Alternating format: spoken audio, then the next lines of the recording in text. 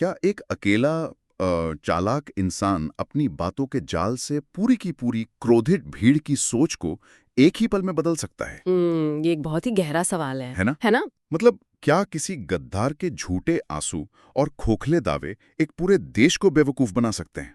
आज के इस डीप डाइव में हम एक ऐसी ही चौंका देने वाली ऐतिहासिक कथा की परतें उधेड़ने वाले हैं जो जो आज के दौर में भी एकदम सटीक बैठती है। बिल्कुल।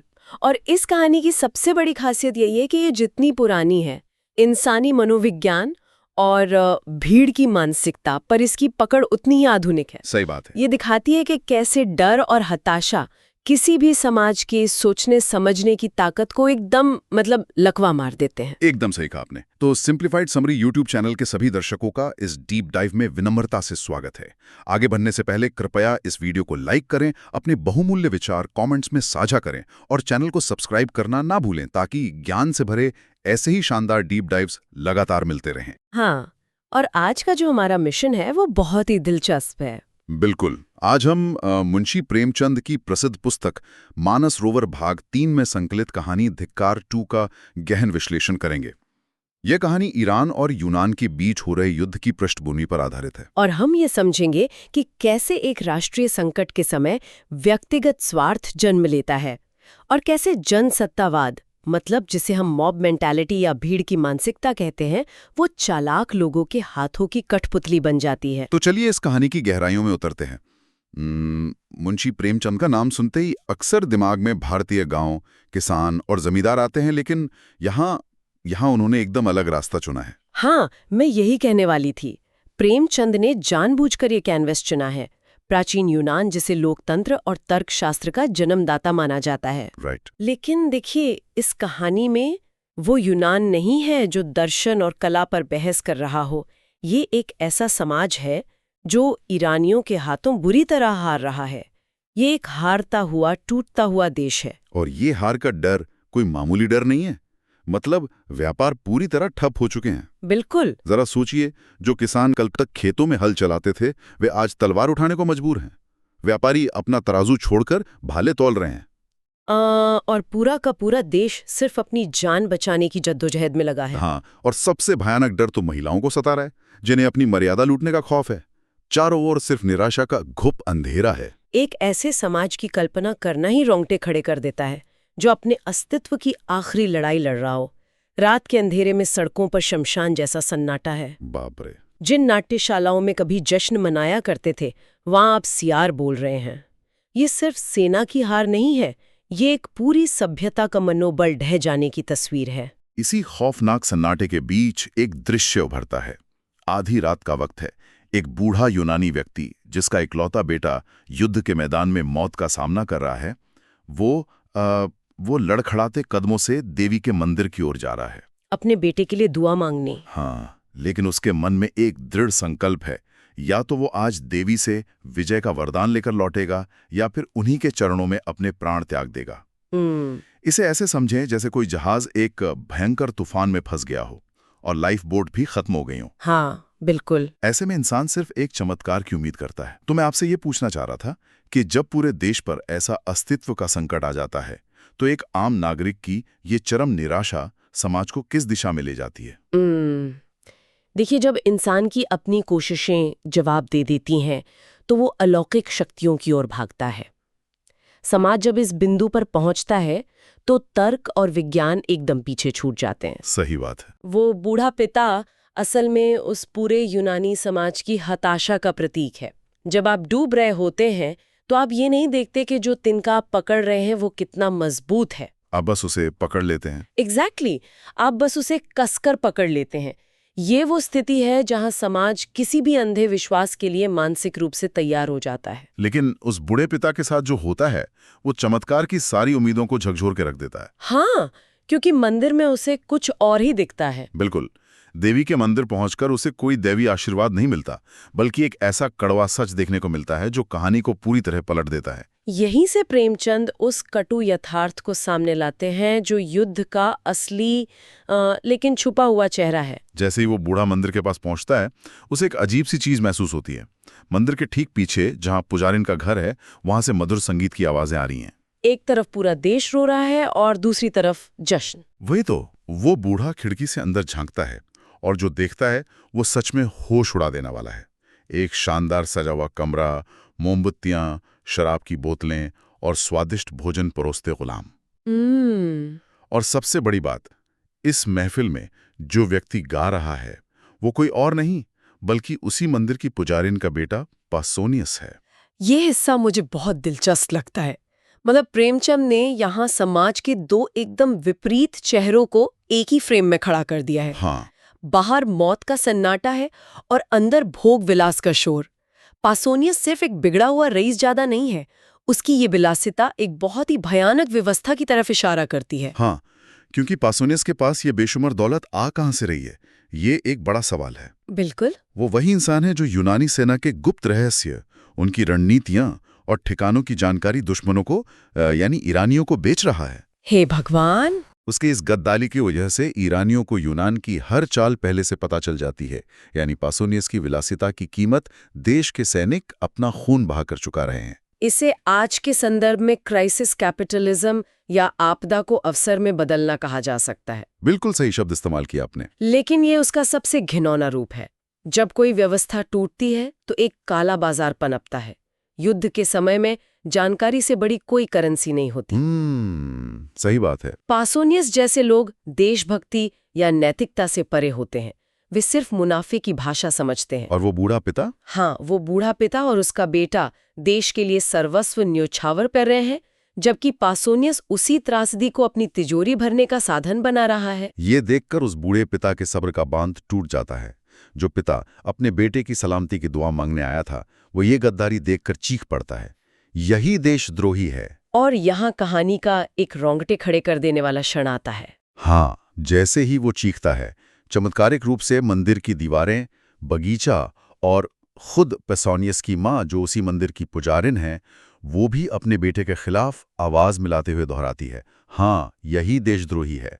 एक माँ का अपनी मातृ ममता को किनारे रखकर अपने ही बेटे को गद्दार कहना, ये दिखाता है कि उस दौर में राष्ट्र के प्रति निष्ठा कितनी गहरी थी। सच में, ये बहुत बड़ी बात है।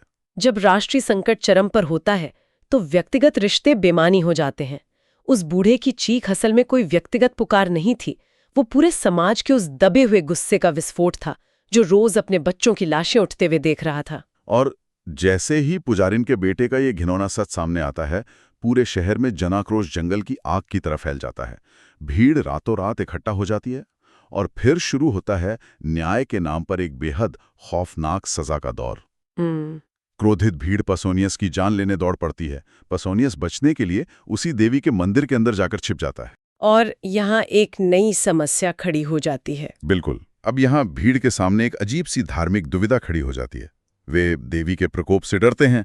उन्हें लगता है कि मंदिर के अंदर खून बहाना अपवित्रता होगी। हाँ, तो वो क्या करते हैं? इसलिए वे एक ऐसा तरीका निकालते हैं जो हत्या से भी ज्यादा क्रूर था। वे उस मंदिर की छत और कलश को ही तोड़ देते हैं। ये भीड़ के खोखले तर्क का सबसे बेहतरीन उदाहरण है ना? वे अपने हाथों पर खून का दाग नहीं चाहते, इसलिए वे तकनीकी रूप से हत्या नहीं कर रहे हैं। वे बस छत तोड़ रहे हैं, प्रकृति को अपना काम करने दे रहे हैं। हाँ, मतलब उन्होंने खुद नहीं मारा। बिल्कुल। भीड़ हमेशा खुद को नैतिक रूप से सही साबित करने का कोई ना कोई अजीबोगरीब रास्ता निकाल ही लेती है। और इस सजा का प्रभाव खौफनाक होता है। पासोनियस को कड़ी धूप और रात की कड़ाके की ठंड में खुले आसमान के नीचे उसी टूटे हुए मंदिर में छोड़ दिया जाता है। बाप रे! दिन में सूरज की तपिश उसे चहाती है, उसे भयंकर प्यास लगती है। वह दीवार से अपना सिर फोड़कर जान दे देना चाहता है। वह बाहर खड़ी भीड़ से गिड़गिड़ाता है, रहम की भीख मांगता है कि उसे एक ही बार में मार दिया जाए। उसे तिल तिल कर मारा जा रहा था। ये वाकई बहुत क्रूर है। अब देखिए, मुझे यहाँ एक बात खटक रही है। अगर हम ध्यान दें तो क्या भीड़ का यह न्याय सही था? ये एक अच्छा सवाल है। मैं मानता हूं पासोनियस ने गद्दारी की, उसके कारण हजारों लोग मरे। लेकिन क्या किसी को इस तरह तड़पा तड़पा कर मारना, उसे पानी की एक बूंद के लिए तरसाना, उस भीड़ को भी उसी देशद्रोही के क्रूर स्तर पर नहीं गिरा देता? क्या भीड़ का यह कृत्य उन्हें न्यायाधीश से ज्यादा जल्लाद नहीं बना देता? बना तो देता है, लेकिन देखिए, भीड़ को इस बात से कोई फर्क नहीं पड़ता। भीड़ कभी भी नैतिक ऊंचाइयों से फैसले नहीं लेती। अच्छा। जब भी भीड़ सजा मुकर्रर करती है तो उसका उद्देश्य सिर्फ न्याय करना नहीं होता, बल्कि अपनी भड़ास निकालना होता है। मतलब अपना गुस्सा शांत करना। हाँ, यूनान की जनता हताश थी। वे हर दिन युद्ध हार रहे थे। उनके पास अपना गुस्सा निकालने का कोई जरिया नहीं था। पास्यूनियस उन्हें एक बलि के बकरे के रूप में मिल गया। मतलब आप कह रही हैं कि वे न्याय नहीं, बस अपनी हताशा की कीमत पैसूनिया से वसूल रहे थे। सटीक, बिल्कुल यही बात है। पास्यूनियस को तड़पाना असल में उनकी अपनी बेबसी पर नियंत्रण पाने का एक तरीका था। जब भीड़ किसी को सजा देती है तो उसमें एक आदिम क्रूरता हावी हो जाती है। चूंकि भीड़ का कोई एक चेहरा नहीं होता, इसलिए उसकी कोई सामूहिक अंतरात्मा भी नहीं होती। जिम्मेदारी बढ़ जाती है, इसलिए कोई भी व्यक्तिगत रूप से खुद को जल्लाद नहीं मानता। बहुत गहरी बात कही आपने। अब कहानी में वापस आएं तो पैसोनियस का इस दर्दनाक स्थिति से बच निकलना असंभव लग रहा था। हाँ, कोई भी आम इंसान तो हार मान लेता। बिल्कुल, कोई भी इंसान इस स्थिति में तड़प कर दम तोड़ देता। लेकिन दर्द की इसी पराकाष्ठा में वो एक ऐसा मास्टर स्ट्रोक खेलता है जो उस क्रोधित भीड़ की पूरी मानसिकता को ही हैक कर लेता है। और यही इस पूरी कहानी का सबसे महत्वपूर्ण मनोवैज्ञानिक मोड़ है ना? शारीरिक रूप से पैसोनियस टूट रहा था, लेकिन उसका शातिर दिमाग अभी भी हालात का आकलन कर रहा था। वो ये समझ गया था कि जो भीड़ बाहर खड़ी है वो लॉजिक या तर्क पर काम नहीं कर रही है, वो पूरी तरह से भावनाओं में बह चुकी है। पैसोनियस समझ जाता है कि अगर वो अपनी बेगुनाही साबित करने की कोशिश करेगा या उनसे बहस करेगा तो वे और भड़केंगे। बिल्कुल, भीड़ के सामने तर्क काम नहीं आता। इसलिए वो अचानक से जोर जोर से अपने बाप स्वीकार करने लगता है। वो चीख चीख कर कहता है, मुझ पर विश्वास मत करो, मैं गद्दार हूं, मैंने इस देश को बेचा है। वो पूरी तरह से आत्मसमर्पण का नाटक करता है, लेकिन साथ ही वो बड़ी चालाकी से एक चारा फेंकता है। अच्छा, क्या चारा? वो दावा करता है कि चूंकि वो ईरानियों के साथ मिला हुआ था, इसलिए उसे ईरानी सेना के सारे गुप्त भेद पता चल चुके हैं। वो कहता है कि अगर उसे छोड़ दिया जाए तो वो यूनानी बनकर ईरानी सेना में शामिल हो जाएगा और उन्हें अंदर से पूरी तरह तबाह कर देगा। अगर हम इसे बड़े परिदृश्य से जोड़ें तो यहाँ पैसेनियस ने भीड़ के मनोविज्ञान के साथ एक जूडो मूव खेला है। जूडो मूव मतलब उसने भीड़ के गुस्से के बहाव को रोकने के बजाय उसी बहाव का इस्तेमाल अपने फायदे के लिए कर लिया। अरे वाह! जब वो चीखता है कि हाँ मैं गद्दार हूं, तो वो असल में भीड़ के गुस्से को वैलिडेट कर रहा है, उसे सही ठहरा रहा है। अच्छा, तो जैसे ही उसने उनकी बात मानी, भीड़ का गुस्सा शांत होने लगा। बिल्कुल। देखिए, जब दुश्मन हथियार डाल देता है और आपके इल्जामों को मान लेता है तो भीड़ का क्रोध अपना लक्ष्य खो देता है। हाँ, उन्हें लगता है कि जीत गए। हाँ, उन्हें लगता है कि उनका न्याय सफल हो गया, अपराधी का घमंड टूट गया। और ठीक उसी नाजुक पल में जब भीड़ का गुस्सा शांत हो रहा था, उसने उनकी सबसे बड़ी मनोवैज्ञानिक जरूरत पर वार किया, जीत की उम्मीद। और इसका नतीजा ये होता है कि वो भीड़ जो कल तक उसकी जान की प्यासी थी, जिसने उसे तड़पाने के लिए मंदिर की छत गिरा दी थी, आज उसकी चतुराई भरी बातों में पूरी तरह आ जाती है। सच में ये मॉब मेंटालिटी का सबसे डरावना रूप है। भीड़ का हृदय परिवर्तन इतनी तेजी से होता है कि यकीन करना मुश्किल हो जाता है। उन्हें अचानक लगने लगता है कि इतने कष्ट सहने के बाद पैसोनियस की आत्मा सचमुच पवित्र हो गई है। वो अब एक गद्दार नहीं, बल्कि एक बदला हुआ देशभक्त है जो उन्हें ये हारा हुआ युद्ध जिता सकता है। जरा सोचिए, जो लोग उसे धूप में सेक कर मारना चाहते थे, वही लोग अब उसे गाजे बाजे के साथ मंदिर से बाहर निकालने की तैयारी करने लगते हैं। इस पूरी घटना के जरिए प्रेमचंद ने जनसत्तावाद यानी डेमोक्रेसी और मॉब मेंटालिटी की सबसे बड़ी और खतरनाक कमजोरी को बेनकाब किया है। बिल्कुल। भीड़ का मिजाज पल पल बदलता है। वो कभी भी सच्चे इंसान और एक पाखंडी, जिसे हम रंगे सियार कहते हैं, उसमें फर्क नहीं कर पाती। क्योंकि भीड़ तर्क नहीं करती है, वो बस महसूस करती है। वही बात है। जो व्यक्ति जनता की नब्ज पकड़ना जानता है, जो उनके जज्बातों के साथ खेलना जानता है, वो उन्हें बहुत ही आसानी से बेवकूफ बना सकता है। सही कहा। पासोनियस ने कोई ठोस सैन्य योजना नहीं दी थी, उसने कोई नक्शा नहीं दिखाया, उसने सिर्फ एक भावनात्मक कहानी बुनी और पूरी भीड़ उसमें फंस गई। और भीड़ मान गई। हाँ, जब भीड़ फैसला करती है तो अक्सर तर्क हार जाता है, और जो सबसे अच्छी कहानी सुना सकता है, जो डर और उम्मीद को सबसे अच्छे से भुना सकता है, वही जीत जाता है। ये सच में डरा देने वाला सच है। पैसोनियस की ये कहानी सिर्फ इतिहास के पन्नों में दबी हुई कोई घटना नहीं है, बल्कि मानव स्वभाव का एक ऐसा आईना है जिसमें आज का समाज भी अपनी शक्ल साफ साफ देख सकता है। बिल्कुल, ये आज भी उतना ही सच है। इस डीप डाइव में हमने देखा कि सूचना और शब्दों का चालाकी से किया गया इस्तेमाल कैसे किसी भी समाज को भ्रमित कर सकता है। आज के दौर में भी जब फेक न्यूज़, सोशल मीडिया के एल्गोरिदम और भावुक भाषणों का बोलबाला है, ये जानना बेहद जरूरी है कि हम किसी भी भीड़ का हिस्सा बनकर फैसले ना लें। मैं पूरी तरह सहमत हूँ। जब भी सामूहिक उत्साह या सामूहिक गुस्से में बहकर कोई राय बनती है, तो इस बात की पूरी संभावना होती है कि कोई ना कोई पासोनियस उस स्थिति का फायदा उठा रहा हो। बिल्कुल। किसी भी जानकारी को परखने के लिए आलोचनात्मक सोच यानी क्रिटिकल थिंकिंग को हमेशा जगा कर रखना चाहिए।